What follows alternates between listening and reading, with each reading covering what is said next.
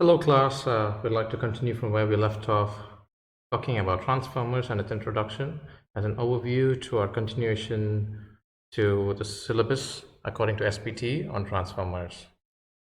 So we would like to look at the syllabus first. We did introduce the topic in the class. I would like to continue in these online lectures, talking about the same topic, but a little more with the practical aspect of how you could apply it to day-to-day use. So we'll be talking about the introduction again in this session. I'd like to show you a few transformers that you might be familiar with. See, the common transformer that you might have seen in appliances like if you open up a small computer amplifier or a small audio system that works on 230 volt power supply, you would have a small transformer like this, which takes in 230 volt for the primary winding and gives you a low voltage AC, which would be rectified, filtered, and used as a power supply on most devices. And you look at bigger appliances, you would see huge transformers like these in the past.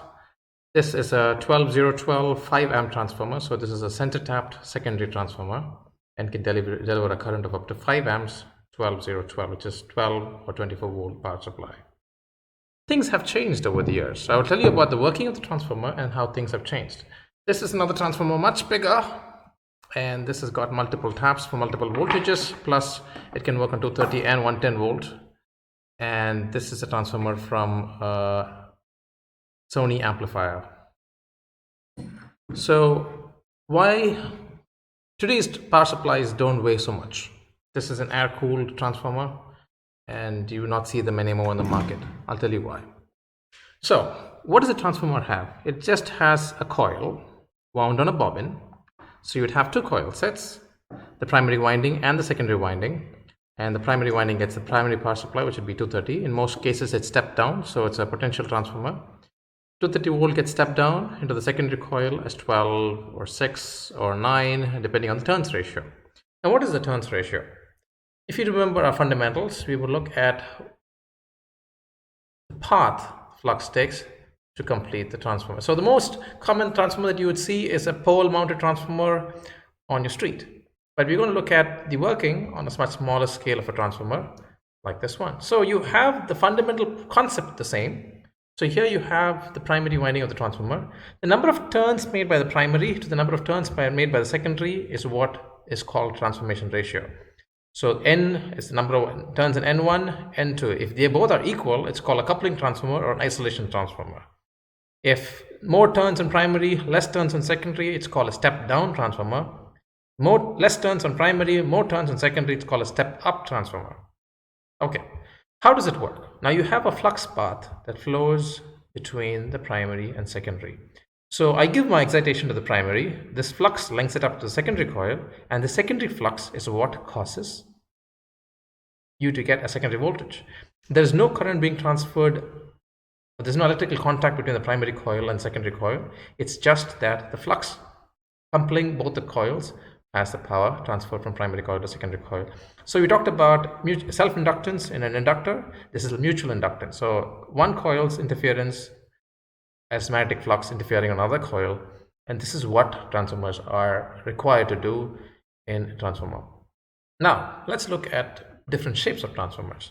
This is a small distribution transformer which is not used in India. It's used in Europe and many parts of America. You would see such small distribution transformers in remote villages. And let's go back to the basics. Okay, so I talked about the primary turns and secondary turns. I'd like to show you what this dot is later. We can talk about that. So we talked about the magnetic flux path, and in this case, it's a step down transformer. There are more turns in the primary, less turns on the secondary. Now, what do they look like? They are small, they are big, they are even bigger sometimes. So, when you look at the transformer, you need to look at two different aspects. One, what type of material is used to make up the core? In this case, core has E and I stampings that makes it a core. In other words, for the flux to flow in this core, I have the primary winding and secondary winding. So there's a coupling that happens between the primary to secondary, and this coupling needs to be fabricated. So you have an E and I stamping that makes a transformer. How is it fabricated? How is it manufactured? How do you put the winding inside an E and I core? This is how it is. It's a simple bobbin. This bobbin would have the primary winding wound on it and soldered to one end, and secondary winding soldered to the other end. So you'd have your primary input and secondary output electrically isolated. There's insulation on this winding, so there's no contact between each winding to the next, and you also have insulated material that comes in between. Once the bobbin is wound, you place your stampings into the bobbin, E and an I, and you repeat the process with another E from this side and an I from this side, and this process continues. And this is how you get the core for the transformer to have multiple layers to form the stampings of the transformer. Why do I have to layer them as stampings? I don't want to have a current flowing perpendicular to this.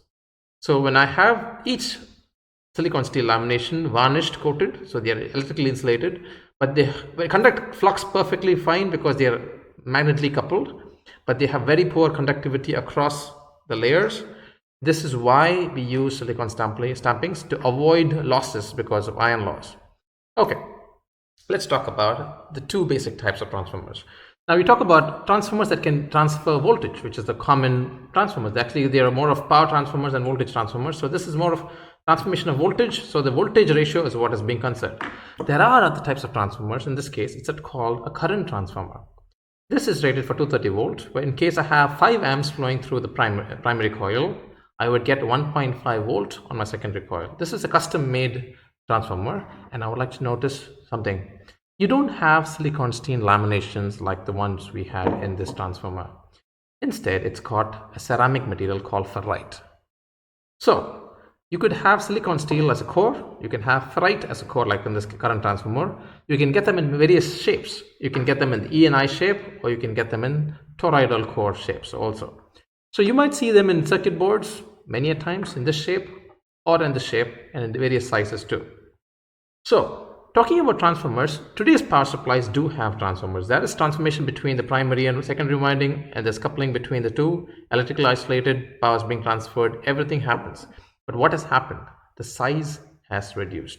I would like to show you a small CFL choke, and this green color object is where your transformer is.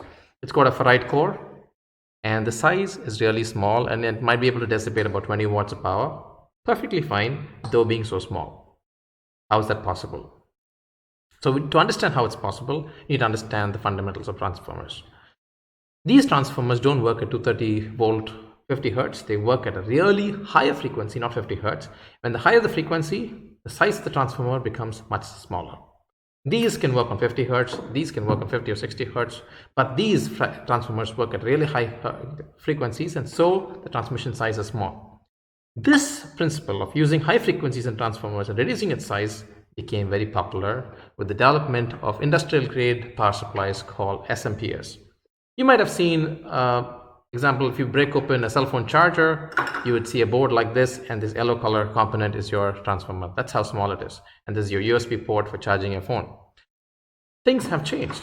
So what made these transformers smaller is because the power supply that comes in is first rectified, filtered, given to an oscillator, made into high frequency, then goes to the transformer. So now the voltage is low, frequency is high, and the transformation happens.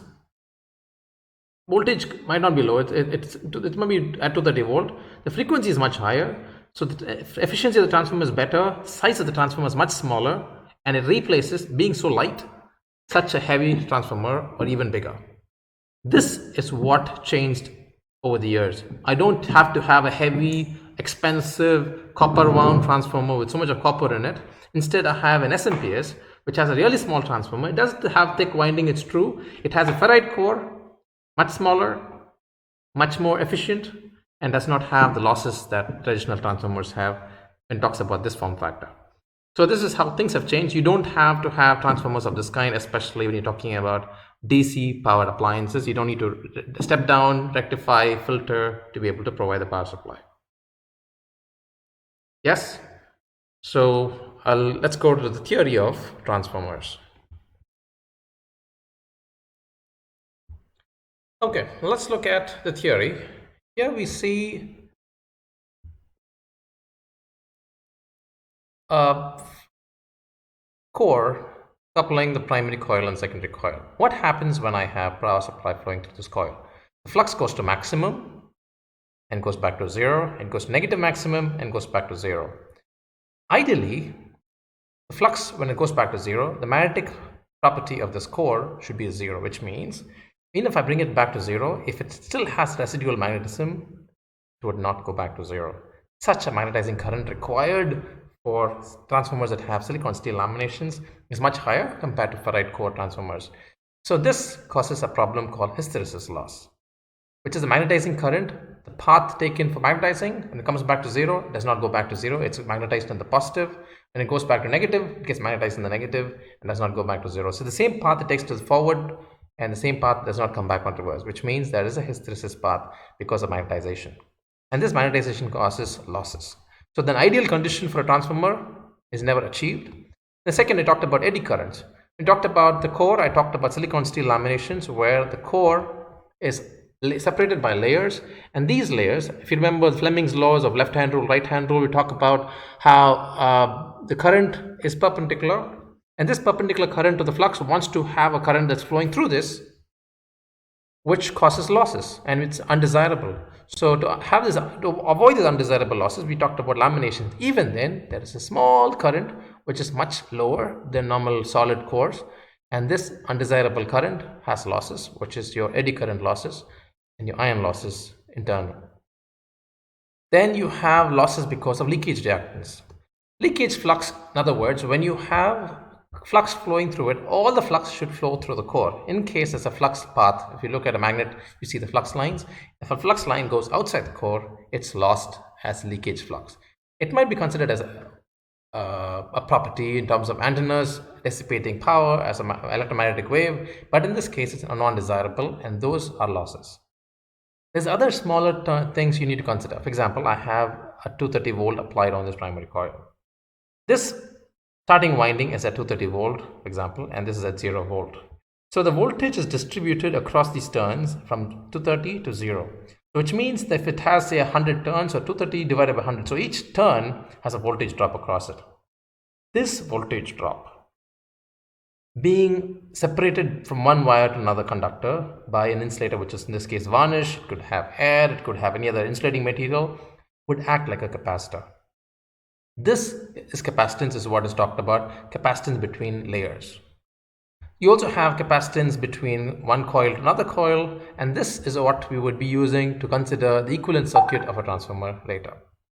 So we talked about leakage flux, and now looking at the equivalent circuit, we talk about the resistance of ideally it's not supposed to have any resistance. It should have pure inductance, but it has resistance combined with inductance. So this inductive reactance and resistance is what we talk about in the primary, and then similarly in the secondary. So the equivalent circuit would talk about all these properties combined. So now look at the polarity of a transformer I talked about. Yes, I remember the dot we saw in the winding. In other words, if I have a coil, considering at any instance in your sine wave, this is positive and the current is flowing in this direction, there would be an EMF induced in the secondary coil, but that EMF would have a polarity.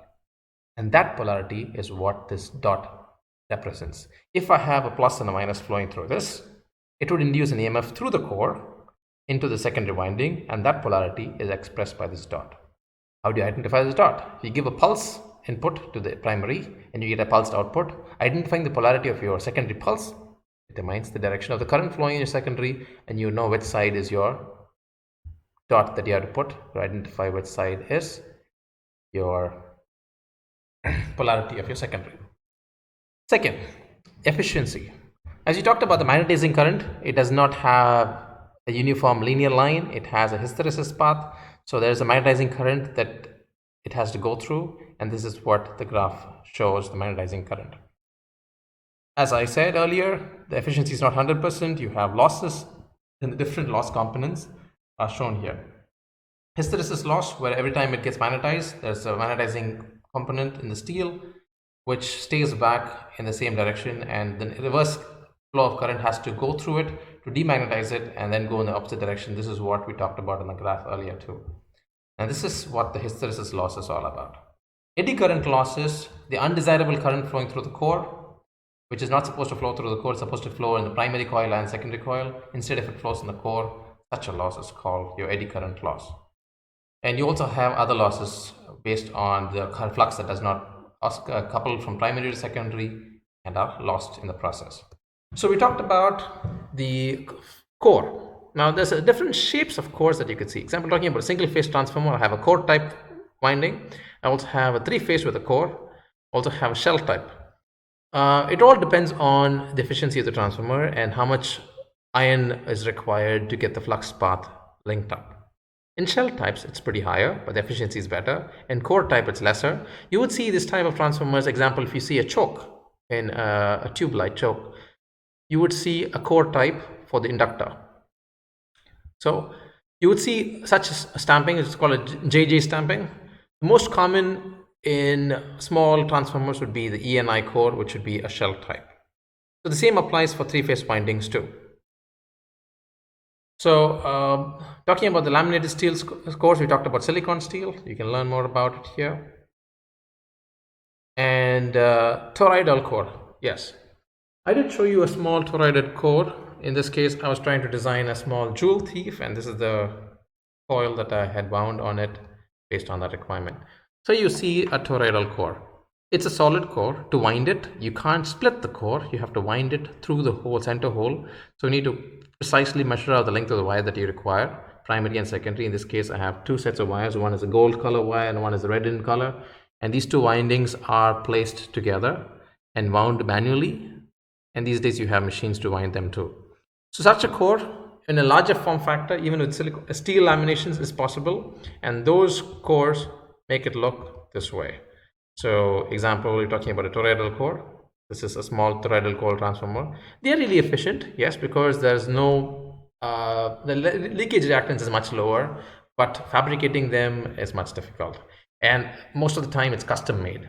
You can't get market available 12 volt or 12012. It's mostly custom made, and we've used them in the past. Okay. When I have a transformer, for example, in this case, I have a primary winding wound on it and secondary winding wound on it. This is a damaged transformer. But if I have power supply being fed into this transformer and I have no core inside it, the coupling efficiency would be low, the efficiency of the transformer would be low. The moment I insert the core into it, it could be a metal core to ensure the flux path does not have to stray through the air, but has to go through the path.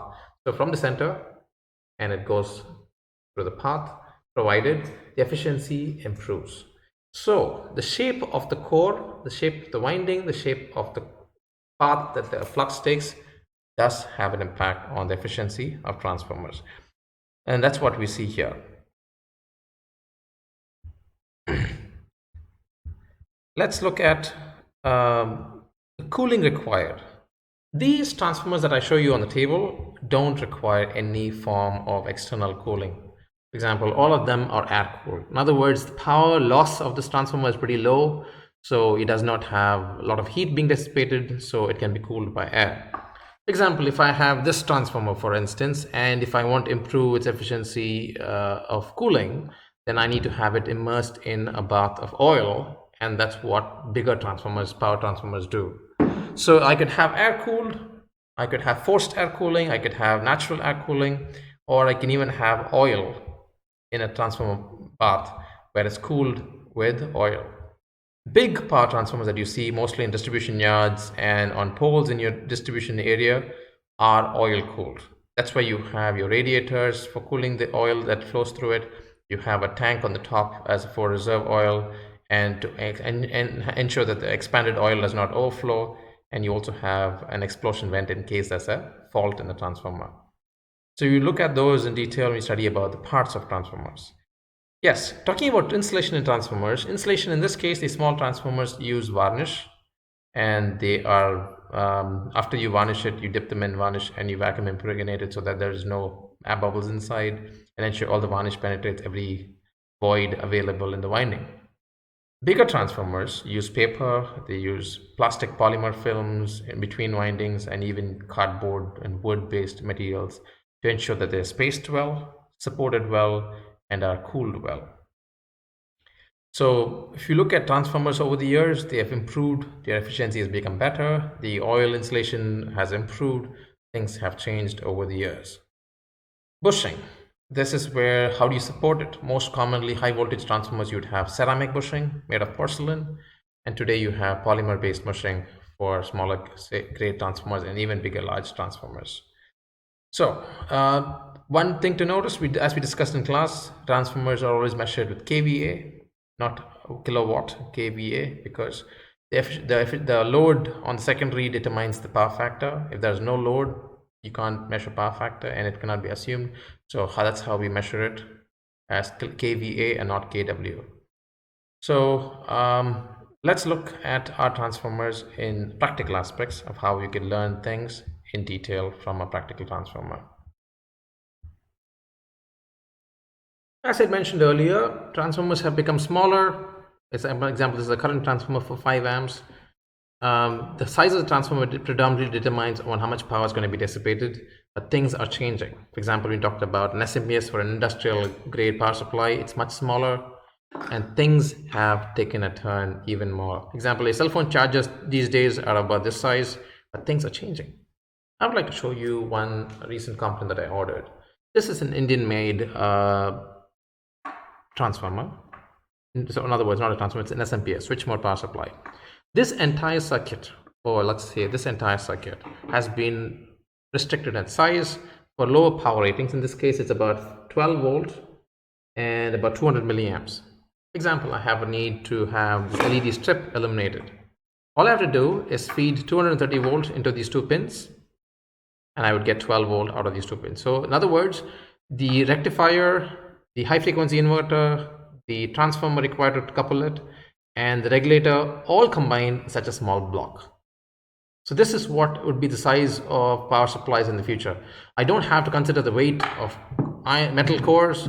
I don't have to consider the weight of the circuit board and all the supportive passive and active components. Everything has been restricted, packed in a waterproof insulated package, and can be even mounted directly on a circuit board or a PCB. So this is a through-hole type power supply, and this is made by a company in India. The ones that are made in better quality are even thinner in dimensions compared to this. So they use SMD components. In this case, you can see they have used through-hole components. Example, you can see a resistor sticking through, but the ones that have better quality are even slimmer. The same dimensions are maintained on top, but the height has been restricted even more, and they are able to handle even higher powers at 5 volt or 12 volt. So things are changing. So transformers, the concept is the same, the properties are the same, material has changed for the core. We don't have iron anymore, we have ferrite cores. The size has been restricted, the size has gone smaller and smaller, and now even smaller. So this would be the size for the future. All the cooling would not be required because the efficiency is higher, losses are lower, and the heat dissipated is much lower. So you don't have to dissipate much heat since the efficiency is high, and you don't have to see this kind of transformers in the future because these transformers are almost becoming obsolete. Instead, we have SMPS based power supplies which can even deliver 12 volt 40 amps, which is practically impossible to get a power supply of that specification from a wire wound transformer. Yes, this is it. And if you have any other questions, you can put them in the interactive section and we would continue on in the next topic. Thank you.